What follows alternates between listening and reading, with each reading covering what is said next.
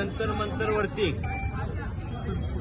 जो मुलांचा पेपर फुटीच्या प्रश्नावरून संघर्ष चाललेला आहे तो लोकशाहीच्या पद्धतीनं त्यांनी संघर्ष चालू केलेला होता। त्या ठिकाणी लोकशाहीला अनुसरून महात्मा गांधींचं जे होतं उपोषणाचं त्याप्रमाणे संघर्ष सुरू केल्यानंतर सोनम वांगचुक हे जे एक मोठे वैज्ञानिक आहेत ते उपोषणाला बसले। काही जेईईचे विद्यार्थी पण त्या ठिकाणी बसले आणि ते प्रकरणाची तीव्रता वाढायला लागली म्हटल्यानंतर पुन्हा लोकांची त्यामध्ये पाठिंबा वाढला आणि त्यांनी मग 20 जुलैला अधिवेशन सुरू होणार होतं। त्या अधिवेशनाच्या काळी त्यांनी हाक दिली। त्या हाकेला अनुसरून संबंध भारताचे युवक त्या ठिकाणी जमा व्हायला लागले आणि त्या ठिकाणी त्यांनी जो एक मुलांच्या वरती आणि मुलींच्या वरती त्यांनी लहान मुलगा मोठी माणसं याचा कुठे विचार न करता जो अमानुष लाठीमार केला त्या लाठीमारामध्ये कित्येक आंदोलनकर्ते त्या ठिकाणी जखमी झाले।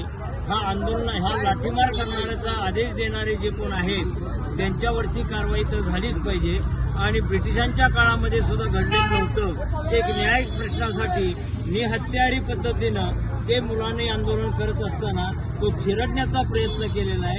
ही हुकुमशाहीकडे चालणारी वाटचाल आहे हे स्पष्ट या ठिकाणी दिसतं आणि इथून पुढे या सरकारला केंद्रातल्या आणि राज्यातल्या सरकारांना पण बहुजन समाजातल्या मुलांची शिक्षणाची दारं बंद झाली पाहिजे, शिकली नाही पाहिजे हा एक प्रकारचा इशारा ते देण्याचा प्रयत्न करतो।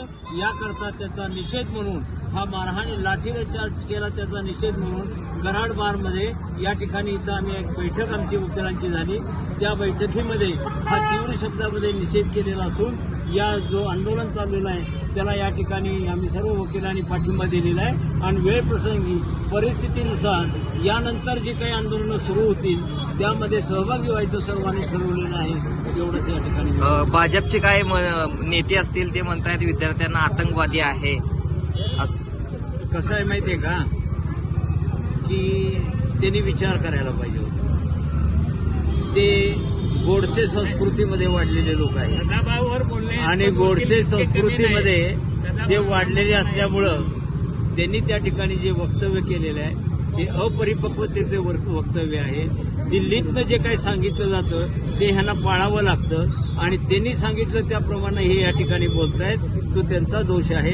काळ आणि वेळ आल्यानंतर हेच तरुण ज्या तरुणांना तुम्ही आतंकवादी म्हणतात तेच त्याला त्या ठिकाणी पुढे उत्तर देते।